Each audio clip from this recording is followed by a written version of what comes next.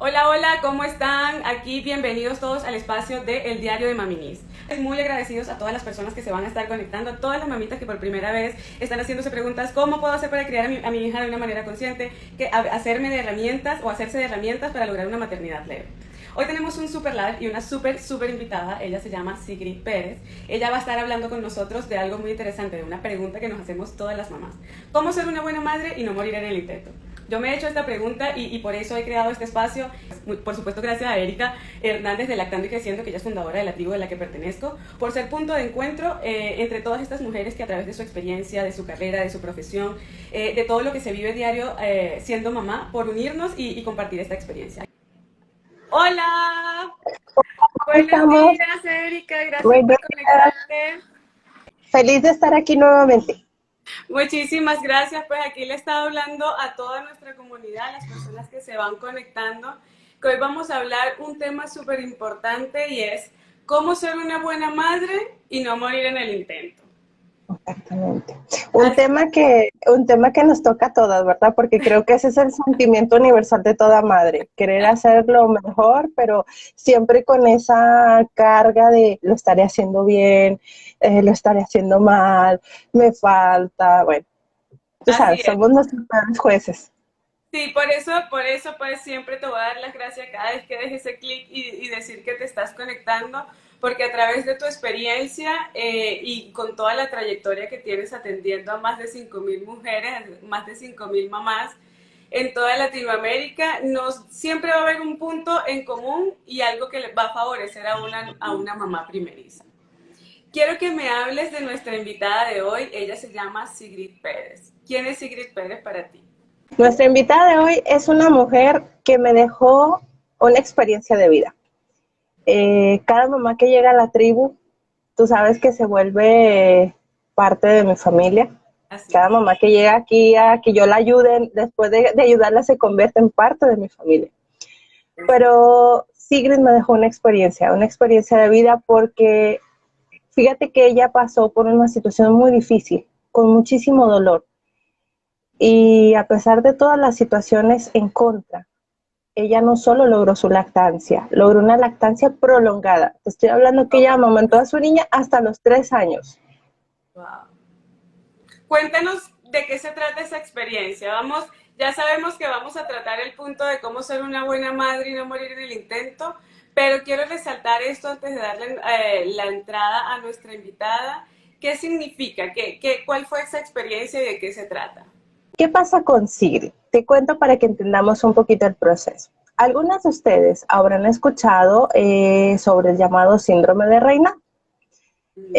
Síndrome de Raynaud es una enfermedad que se presenta mucho antes de la lactancia, Okay. pero muchas madres no descubren que tienen este síndrome de Raynaud hasta que están amamantando. Okay. Es un proceso muy doloroso que puede llevar a que la mamá incluso deje la lactancia porque a la hora de amamantar el dolor es atroz. En el caso de Sigrid, ella presentó este síndrome. Entonces, es un síndrome que a mí me gustaría darle a conocer a las mamás porque no siempre tenemos la información. Incluso a veces se habla sobre el síndrome de Raynaud, pero se llega a confundir. Entonces, creo que es importante que sepamos qué sí es, qué no es y cómo se puede presentar. ¿Cómo se presenta el síndrome de Raynaud? Mira, el síndrome de Raynaud en sí es como una contracción de nuestros vasos, un espasmo de nuestros vasos. Esto se puede presentar en cualquier parte del cuerpo, pero cuando estamos amamantando, esa, ese dolor se hace presente precisamente en el pecho, en el pezón. En ocasiones se llega a ver como una zona blanca, pero funde. ¿Por Alrededor del pezón, qué? ¿cierto? O el pezón se torna blanco. Más se llega a sentir la sensibilidad es alrededor del pezón. ¿Por qué? Okay. Porque recuerda que nosotros tenemos vasos importantes precisamente en nuestro pezón, cuando estamos haciendo cuando estamos amamantando toda esa sangre que está fluyendo. Entonces es una zona donde tiende a comprimirse y el dolor es bastante fuerte. Entonces se llegan a ver como puntos blancos o una zona blanca en el pezón. y a veces se confunde con una perla de leche. Mira, por aquí estoy viendo que Sigrid ya se nos unió. Ok, vamos a invitarla, vamos. Que llegue Sí. esta mujer, porque de verdad que yo quiero que la conozcas. Yo quiero que Hola, conozcas a esta mujer poderosa, a esta mujer tan especial. Qué bella. ¿cómo Hola, hola estás? Nils, hola Bienvenida. Erika. Muchas gracias. Súper contenta de estar aquí hoy, además. Qué bien, qué bien, qué alegría, qué honor conocerte. Erika me ha hablado maravillas de toda la experiencia que ha tenido contigo y pues creo oportuno que todas las mamás primerizas que se van a conectar te conozcan, sepan quién eres, nos des tips de cómo ser una buena madre y no morir en el intento. Bienvenida al Diario de Mami Liz. Muchas gracias, Nils. Y gracias a Erika siempre por invitarme. Para mí siempre será un honor poder, además, poner ese granito de arena para el resto de las madres que intentan y se consiguen tantos obstáculos en el día a día en cosas que parecen tontas, pero no lo son. Entonces, que entiendan que no están solas y que se superan. Unas cuestan un poquito más de otra, pero se superan. Muchísimas gracias, gracias, gracias, gracias mil. ¿Cómo es ser una buena madre y no morir en el intento? Quiero que le dejes esta introducción a todas las mamitas y a todas las personas que se conecten a través de tu experiencia, cómo se puede lograr este objetivo que es tan importante para nosotras. Bueno, ser buena madre es simplemente entender que debes tener un equilibrio entre lo que eres tú como persona y como mujer y lo que ofreces como madre. Creo que hay una falsa creencia en que ser madre se traduce en un constante sacrificio. Y no necesariamente, o sea, sin duda las madres tenemos un instinto natural por sacrificar y por beneficiar a nuestros hijos, pero si al final lo haces de corazón, si haces un esfuerzo además por mantenerte actualizado con los nuevos métodos, si eres capaz de quitarte el estigma además de la manera como te criaron y desligarte de que a mí me criaron así y yo crío así, vas a ser una buena madre. Y vas a ser una buena madre porque primero para tu bebé no va a haber nadie mejor, para tu hijo no va a haber nadie mejor en el mundo que tú. Entonces es quitarnos ese estigma, es guardar el látigo, que digo yo muchas veces, con el que nos damos a cada momento, entender que se vale fallar, pero lo importante no es quedarte allí, es seguir adelante, es reconocer que todo es aprendizaje y reconocer que bueno, además no hay fórmulas mágicas, no hay un déjame abrir la página 10 para entender en la línea 4 cómo atajo este berrinche. Entonces, eso no existe. Eso por esa parte. Entonces, al final, ser buena madre es una cuestión de conciencia y de equilibrio. Además, siempre digo que si nosotros estamos bien como personas o como mujer, vamos a poder ser buenas madres. Es imposible ser buena madre si estás afectada como ser humano, como mujer, como profesora. Tienes que estar completa para poder dar. Si estás incompleta, eres incapaz de ofrecer nada a nadie, no solo a tus hijos, a nadie. Entonces, esa es la clave. Así es, así es. A mí me emociona mucho esto que dices porque es real. Uno, pues como mamá primeriza, está propensa a hacerse millones de preguntas, a cuestionarse, ya cuando el bebé está dormido, ¿será que lo hice bien? ¿Será que me estresé demasiado? ¿Será que le di mucha comida? ¿Será que no me va a hacer el pañal completo? Entonces, esta introducción que nos das es muy valiosa y nos lleva a la siguiente pregunta. ¿Cómo definirías tú la maternidad? ¿Sí? Yo, en mi experiencia, la maternidad ha sido una experiencia, pues, gracias a Erika, a la tribu, bastante llevadera, bastante consciente, es un proceso de redescubrimiento. Pero ¿tú cómo definirías la maternidad? Para mí la maternidad es la profesión más difícil que existe. Es la más difícil. Es de constante aprendizaje, es de constante autoevaluación y es como la vida, es un proceso que tiene sus altos y sus bajos, pero que al final tienes que disfrutarlo y que lo disfrutas cada momento porque es muy gratificante. ¿Cuál eslogan de Hobbies? Es una vida caóticamente hermosa. O sea, y es eso, es la carrera más difícil sin duda que existe para mí, pero también es la más gratificante. Y es una carrera como tú dices, de preparación constante. Eterno aprendizaje. Así es, porque en este momento, en esta época, tenemos la oportunidad de reunirnos y contarnos con la experiencia, pero he leído y he investigado y en mi familia propia el tema de la maternidad nunca había sido tan desmenuzadito, te cuento mi experiencia. Entonces, es cierto lo que dices. Vamos a ver si Erika se pudo conectar aquí para que nos acompañe. Ya le di la invitación. Mientras se conecta, el proceso de lactancia, ¿cómo fue tu experiencia de lactancia? Yo voy a ser muy sincera por Oh, esta por Dios. vía. Fue horrible al principio. Es de las Ok, cosas más difíciles que he hecho en mi vida. Yo tengo 3 hijos. ok. Tengo uno de 6, uno de 5 y Miranda, que es la más pequeña, tiene 3, 3 y medio.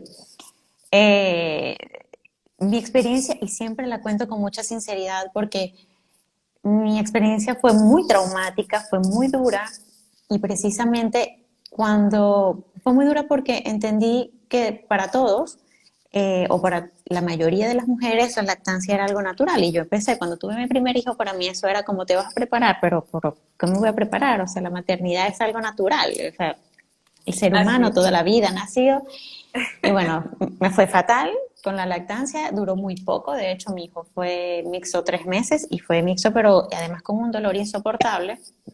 Yo no era capaz de eso controlar y se lo atribuí en ese momento a ignorancia, a que no sabía cómo gestionar.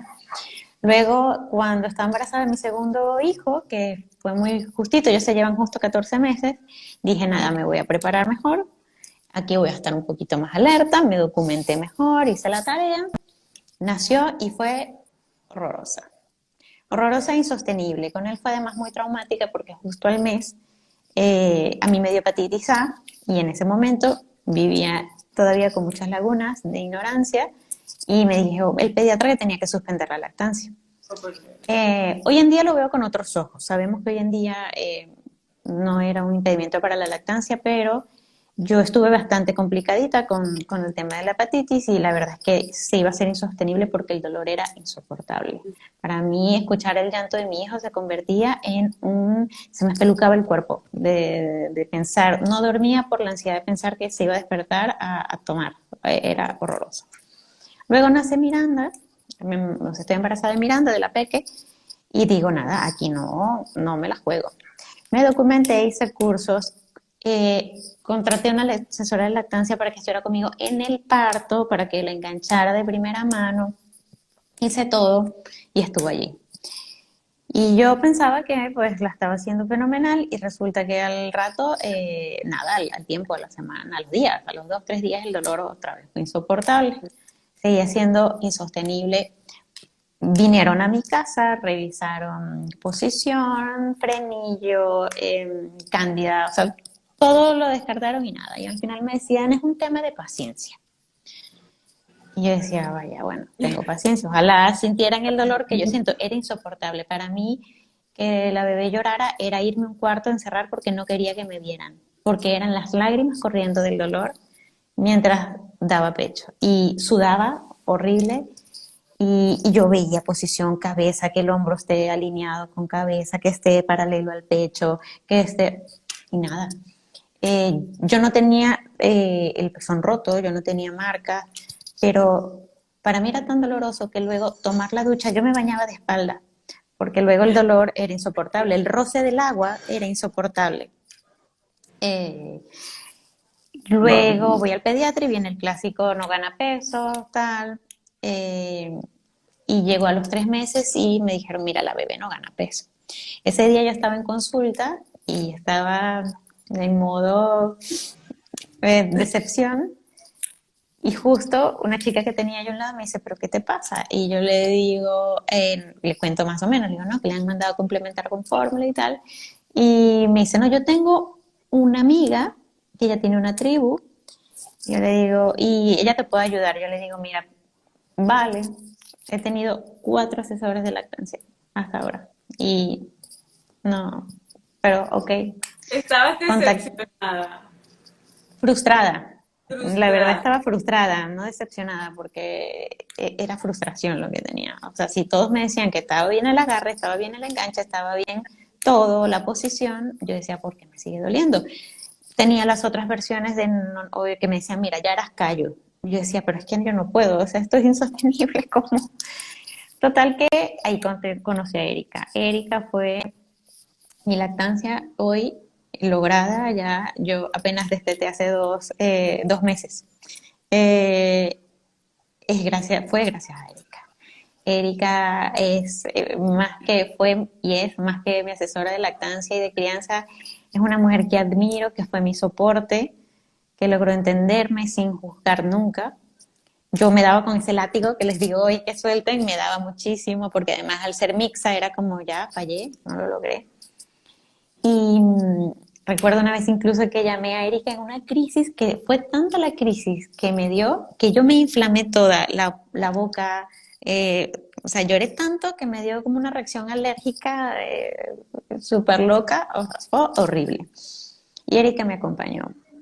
En algún momento, obviamente en muchos pensé en desistir, pero yo decía, pero ¿por qué todas pueden y yo no? Erika se conectaba conmigo, revisaba posición, hacía todo y luego pues entendimos que pasaba algo más, pero yo quería salir. Y yo tomé una decisión en ese momento, yo dije, yo quiero seguir, pero yo no puedo seguir pasando esto en los dos pechos. Así que yo me quedé y yo di 3 años un solo pecho. Yo decidí que no podía pasar por los dos. Recuerdo que le pregunté a Erika si eso representaba algún problema y me dijo que no.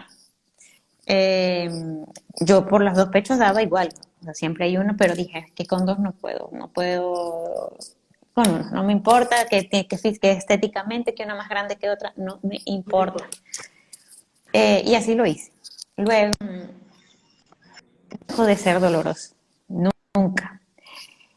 Pero luego vino, cuando Miranda cumplió 8 meses, fue dejando el tetero y volvimos a algo que yo pensé que no era posible, que es que volvimos a lactancia exclusiva. Y desde los 8 meses Miranda siguió siendo exclusiva hasta hace 2 meses, que tiene 3 años y medio.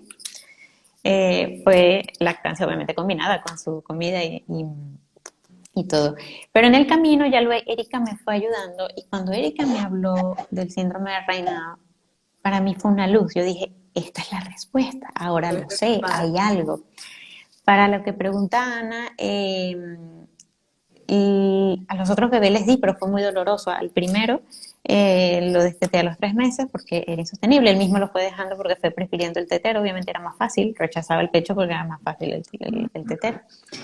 Con Sebas, con el segundo tuve que cortarlo porque estaba enferma y luego con Miranda, bueno, estuve hasta el final. Nunca dejó de ser doloroso, nunca. Dejó de ser menos doloroso, sí. ¿Cómo fue ese proceso, si ya tuvo todo este tiempo con lactancia materna? ¿Cómo fue ese proceso en el que manejabas o controlabas el dolor? ¿Qué hiciste? Empecé a entender que era temporal, que ya después iba a venir, después fue progresivo, fue un tema de constancia. La verdad es que tampoco tengo una respuesta. Mira, hice esto y después esto. La verdad, dejó de ser peor a los 7 meses, más o menos, 7, 8 meses. Pero fueron obviamente cuando decidí dar, fue muy duro. Y cuando decidí dar de un solo pecho, obviamente se redujo un poco también, fue más llevadero darle de un solo pecho. Y luego lo logramos, pero entendí que sufría un padecimiento específico, lo acepté, fue muy duro porque llegué a un punto donde la lactancia me estaba costando salud mental, porque yo era al revés, yo no quería dejarla. Y al no querer dejarla, sufría muchísimo, y físicamente sufría muchísimo, y en consecuencias psicológicamente también sufría muchísimo. Luego entendí que no eres peor ni mejor madre, si das o no das, siempre hay que hacer el mejor intento, y a eso me refiero. Miranda fue fórmula y lactancia por unos meses, y yo fui muy buena madre, no me juzgo por eso, fui muy buena madre porque me mantuve, y el día de hoy fui constante. Es que incluso si no lo hubiese sido y lo hubiese intentado por más tiempo, también hubiese sido muy buena madre, porque en mi corazón sabía que había hecho lo correcto y que al final mi hija necesitaba una mamá que estuviera bien de salud mental, de cuerpo y de espíritu. Y sí, sin duda, como dice Ángela, el saber qué me pasaba por lo menos me daba una respuesta, porque de la otra manera me sentía como una extraterrestre, la única mujer en el mundo que no podía hacerlo sin sufrir, o me sentía fatal, y Total. al tener una respuesta fue más llevadero. Eso no quita, yo siempre cuento mi experiencia porque no lo disfrazo. A mí nunca me escucharán decir que para mí la lactancia fue lo más bonito que me ha pasado. No, es la verdad, pero al contrario, lo cuento y lo repito con mucho orgullo para que entiendan que a veces hay causas que no dependen de nosotros, pero que se puede lograr. Al final sí fue muy bonito, al final logré esa conexión, pero no lo fue al principio y eso no lo hizo menos eh, Significativo. claro, claro, y yo lo cuento con mucho orgullo. Y yo tenía una vez una mamá que le estaba hablando y me decía, Sigrid, pero si tú eres tan promotora de la lactancia, ¿cómo vas a decir que para ti ha sido las cosas más difíciles? Le digo, porque si en la medida en que seamos sinceros con las mujeres, con el mundo y expongamos todas las barreras que hay, va a ser más fácil de Así llevar. Porque si vivimos en un mundo donde idealizan un proceso, te frustras en 3 minutos. ¿Por así qué es. crees que entonces tú lo haces mal y que tú eres la única que no puede? Y no, somos un montón de mujeres las que tenemos miles de problemas. Así Entonces es. creo que contarlo y vociferarlo lo hace más consciente y en consecuencia lo hace más posible para aquellas que no pueden. Así es. Muchísimas gracias por compartirnos esta experiencia, por abrirnos un poco más el espectro, porque es cierto, en la primera etapa de la lactancia, pues ya sabe, Erika también fue la asesora y guía en todo este proceso, y sí es doloroso, sí te despiertas en la noche, pero esta experiencia que tú nos cuentas, que nos compartes, educa, forma, prepara de alguna manera a estas nuevas generaciones de mamás que están tomando la decisión de hacerlo diferente. Entonces, tu testimonio, tu experiencia, tu manera de expresarlo hace que las mamás se preparen para lo que significa ser mamá, porque en mi experiencia, perdón, yo pensé que eso iba a ser pronto ya y me iba en 2 horas y no. A medida que he sido mamá en todo este año y medio, he aprendido que cada una somos diferentes, que cada experiencia, cada espacio, cada entorno es diferente. Entonces, pues muchísimas gracias por compartirnos la experiencia. Gracias, Erika, por sumar contenido, información y educación a todas estas nuevas generaciones de mamás. Y yo quiero, bueno, como te decía, hacerle un reconocimiento a Sigrid. Así es. Qué bella. Yo siempre lo digo, es una mujer de oro, es una mujer que deja una enseñanza, es una mujer a la que yo admiro. Y te puedo decir que yo aprendí muchísimo de ella. Yo a ella le debo mucha experiencia y ella yo la adoro, la amo y la admiro como no se imagina. Esa valentía que ella ha tenido y lo que ella dice es real, es algo que yo siempre le quiero comunicar a las mamás. Idealizamos la maternidad, idealizamos la lactancia y por eso sufrimos tanto, porque pensamos que tener un bebé es un cuento de hadas y no es así.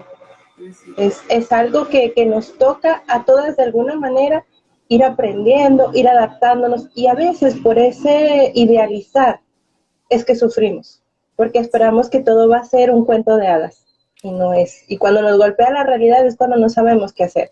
Entonces, de verdad que yo invito a las mamás, viendo el caso de Sigrid, que vean que nos podemos empoderar. Empoderarnos no significa que, ay, sí, todo va a ser miel sobre hojuelas, ¿no? Cada quien va a tener que fluir con la mano que le tocó, pero vas a poder abordarlo desde otra forma si tienes esa fuerza, porque somos mujeres.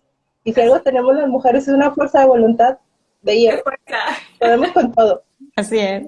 Así es. Bueno, y con toda esta experiencia, con todo este testimonio que nos compartes, ¿cómo ha sido este proceso de crianza de tus pequeños? Háblanos de ellos. Ha sido súper interesante porque como comentaba, tengo un peque de 6, se cumple 7 mañana, uno de 5 y una peque de 3. Ha sido muy interesante porque tenerlos tan seguidos me ha permitido mantener conocimiento fresco y me ha permitido entender no, esto es un berrinche, viene esta edad, esto es por esto. Como tengo todo tan fresco en la teoría, pues la verdad es que te es más fácil gestionar. Me es más fácil con mi esposo también, porque le digo, mira, recuérdate que lo que pasó con Santi, o recuerda lo que pasó con Sebas, o recuerda tal cosa. Entonces ha sido súper interesante tenerlos tan pequeñitos. Ha sido un reto, como para todas las mamás, creo que en este siglo estamos tratando de criar de forma diferente, Así es. porque, bueno, siempre estarán los paradigmas del pasado y las maneras, y él a mí me parece que, y yo creo que. Y la verdad es que con eso yo en lo particular he sufrido cero. Yo he sufrido cero con que me digan, mira, pero es que a mí me parece que tú, primero porque mi manera de ser es muy directa, entonces yo, a la gente sabe muy bien qué me dice y qué no, pero porque yo soy muy directa y puedo decirle en la cara, es que perdona, es que no me importa qué pienses. Y ya, o yo no te he pedido tu opinión. Y ya. O me encanta, lo aplicas en tus hijos, yo en los míos aplico lo que yo pienso. Entonces, la verdad yo he tenido, pero es porque estoy tan convencida de que mi manera de hacerla no es la perfecta, pero que por lo menos es la que yo creo que es correcta, basada en Y mucha funciona, y información. te funciona. Me funciona. Y voy a ser muy honesto, a veces la teoría digo, ¿cómo aplico esto a la práctica? Porque esto suena bello, pero es difícil aplicarlo muchas veces a la práctica, pero es un constante reto. Sí, sí. Y que de hecho, así como ha sido digamos, lo ventajoso de tener tres peques tan seguiditos, eh, viene, digamos, no desventaja, sino que también es un sacudón a entender que cada niño es diferente. Entonces yo tengo tres peques absolutamente diferentes, pero del cielo a la tierra. Entonces yo siempre digo que si estos niños, llevándose entre sí 3 años, los tres, teniendo el mismo papá, la misma mamá y el mismo método de crianza, si esos niños son tan diferentes, ¿qué puede quedar con los niños que no se crían en casa? Es decir, no hay un libro, ojalá hubiese una teoría y pueda chequear. No, entonces ahí toca recoger y ahí toca otra vez decir, ok, esto para esto. Entonces, te toca reinventarte, repasar la teoría y ver cómo la aplicas, para que sirva para cada uno de ellos. Sí, eso es algo muy bonito de la maternidad, que uno se redescubre constantemente, uno se ve creativo, se ve consciente, se ve estudiándose, entonces es cierto eso que dices. Y pues yo apenas tengo una bebé y es admirable, admiro mucho a las mamás que tienen más de un bebé porque es eso que tú dices, es reinventarse, es redescubrirse, es ponerse en el lugar del bebé, de las diferentes personalidades que tengan. Entonces, Así es es. admirable y mi respeto por ese lado. Gracias, es un reto diario. Es un reto. Así, sí, con uno es un reto diario, imagínate con tres. Sí. Como hay algo que me llama mucho la atención de este listado de preguntas y que quiero darle la importancia de que se merece. ¿Cómo te criaron a ti? Porque hablamos de que queremos hacer diferente, de que nos estamos preparando, pero ¿cómo te criaron a ti? ¿Cómo lo identificas en tu ser? Sí, me criaron con una dualidad de la que puedo rescatar cosas que hoy aplico. Es decir, me he marcado entre papá y mamá. Yo vengo de donde mi padre es canario y mi mamá es venezolana, entonces los canarios son un poquito más estrictos en la crianza. Entonces ahí había un método, obviamente, de castigo, de pegar, de castigo, de limitaciones, pero también con una mamá muy amorosa que siempre trató de darnos ese soporte. Entonces, em, me criaron en un esquema que era el correcto para mi papá y mi mamá. Entonces yo hoy no tengo resentimientos. ¿Por qué? Porque me dicen, bueno, y a ti te pegaron, y a ti eso te produce hoy. No, es que en ese momento ellos no tenían la información que teníamos nosotros. Así Es que en ese momento para ellos era lo correcto. Y en ese momento era la manera. Entonces, rescato la intención que tuvieron. Hoy entendemos que, bueno, que pegar no es la solución, que castigar no es la solución, que criar bajo el miedo no lo es, pero, eh, pero no tengo resentimiento con ellos. Es decir, era lo que para esa época, además, era lo correcto. ¿Qué sí hago? Rescatar de allí la parte del cariño que tuve, agradezco la firmeza con la que me criaron en términos de valores, no de consecuencias. Siempre me criaron entendiendo los valores del respeto, de la comunicación, y eso lo rescato yo hoy para con mis hijos. Em, entonces fue una crianza que yo digo fue muy acorde a la época, em, que la verdad no me genera ningún conflicto hoy, al contrario, mientras acepto que fue la manera en cómo se hacía en ese momento y que para ellos es la correcta. Capaz el día de mañana como lo hacemos hoy, no lo es. Así es. Pero hacemos todo lo que tenemos al alcance por llevarlo de esa manera. Entonces sí, fue digamos un mix entre el castigo clásico que llevamos todas las de esa época y quizás fue el correazo o con la chancla, pero con mucho cariño también. Entonces fue una mezcla de las que hoy rescato lo positivo. Esto es muy importante porque tiene que ver con el nivel de conciencia. Muchas personas llegan a una edad adulta en donde, bueno, a mí lo hicieron así, aunque me dolió, yo lo voy a repetir. Entonces, este punto, aunque parezca chiquitico, aunque parezca que no es importante, es muy valioso porque debemos crecer, debemos madurar, debemos ser capaces de vernos y de tomar la decisión de esto que haces tan bello, de reconocer a tus padres, aún sabiendo que tú lo estás haciendo diferente a ellos porque vas a lograr un resultado diferente. Entonces, sí es muy valioso y pues gracias nuevamente por cada palabra. No, yo feliz. Yo siempre pongo de ejemplo. Mi mamá siempre dice que cuando nosotros nacimos, y lo dice mi suegra, les daban jugo de naranja al mes y les daban comida tal vez. Y en ese momento médicamente era lo que decía, pero todo ha cambiado y hay más información. ¿Ellas fueron malas madres? Para nada, esa era la información del momento. Se mantenían informadas y eso fue lo que hicieron. Igual que nosotras, solo que hoy tenemos más pruebas y más conocimientos. Así es. Hay otra pregunta que quería hacerte, es ¿qué le dices a las nuevas mamás, a las nuevas generaciones? ¿Cuál es tu palabra, tu consejo inicial? Mira, mi consejo final es que primero bajen las expectativas.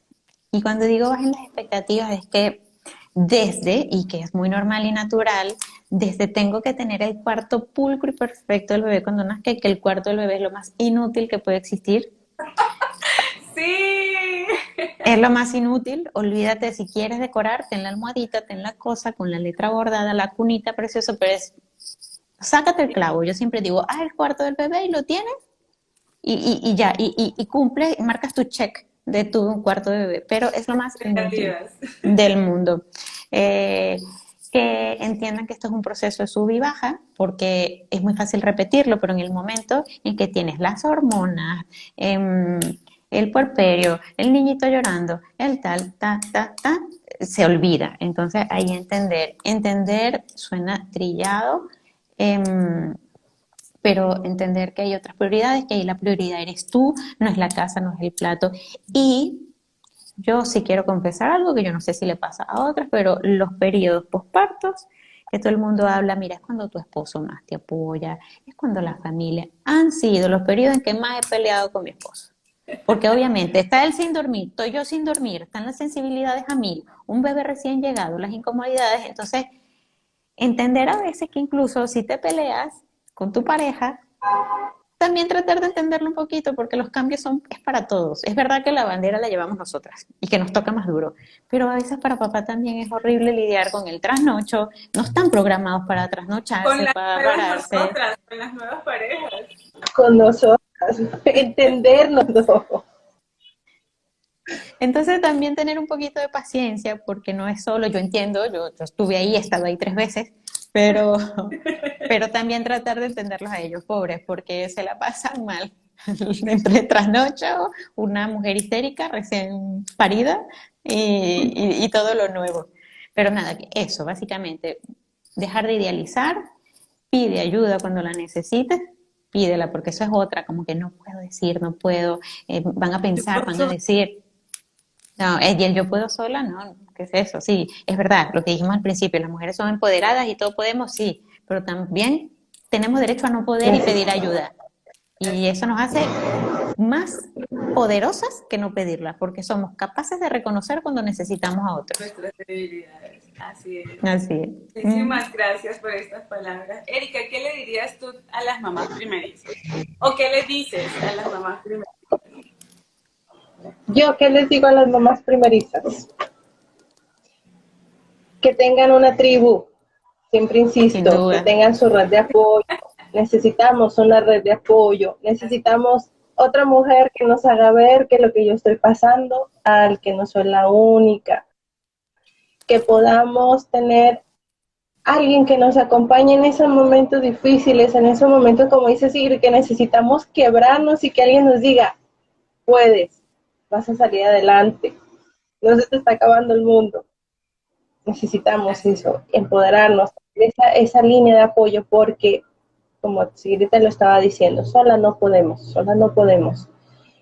Tenemos una fuerza interna, pero en algún momento necesitamos esa persona a nuestro lado que nos sostenga, en la que podamos recostar un poquito la cabeza. Mi persona fue Erika en todo momento.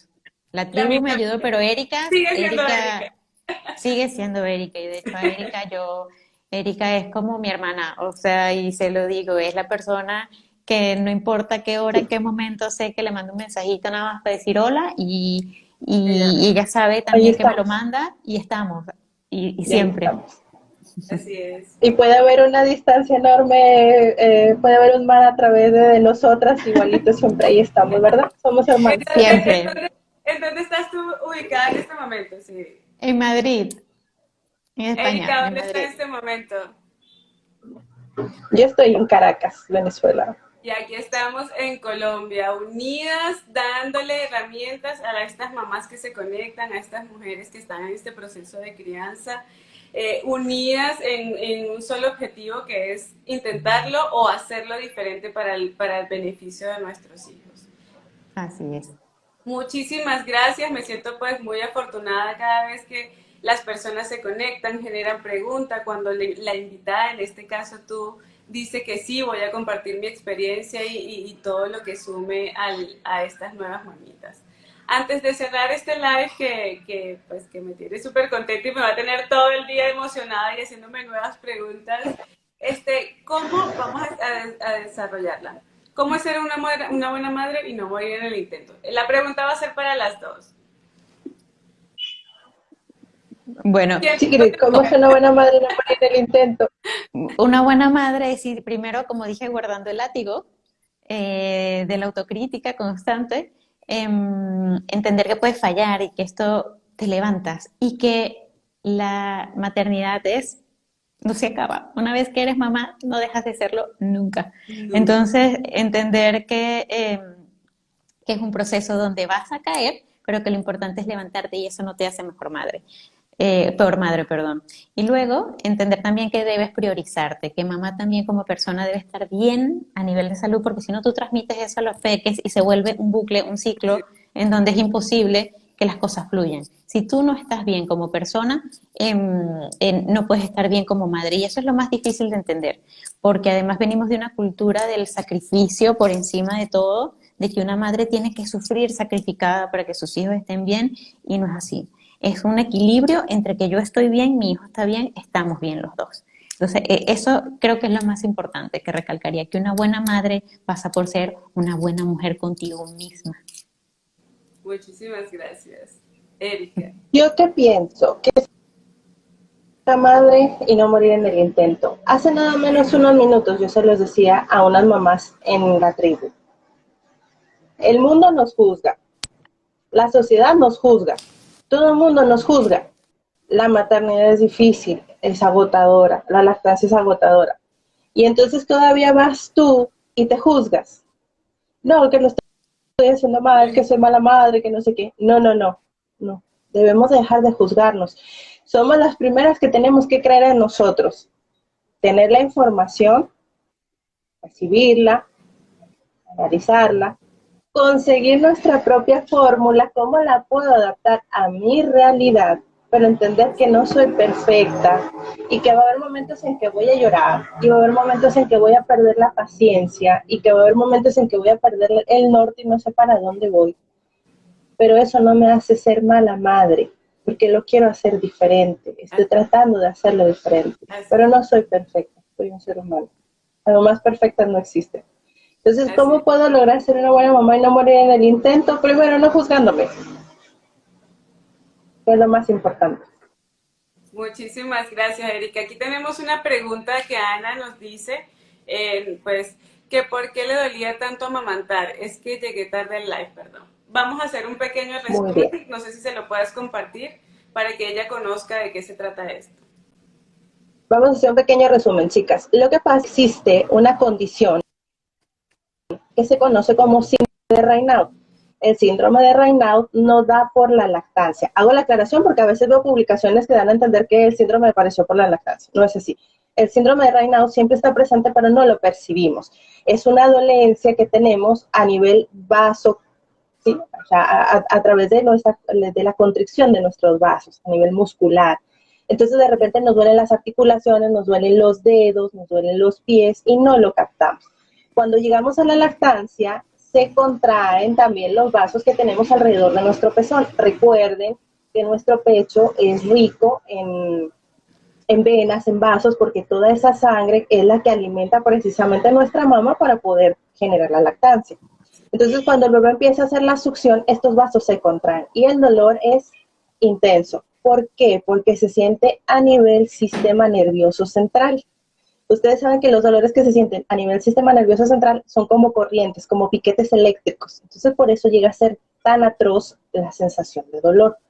Muchísimas madres que tienen síndrome de Raynaud tienen que abandonar la lactancia o hacer una lactancia mixta, porque amamantar llega a ser algo tormentoso.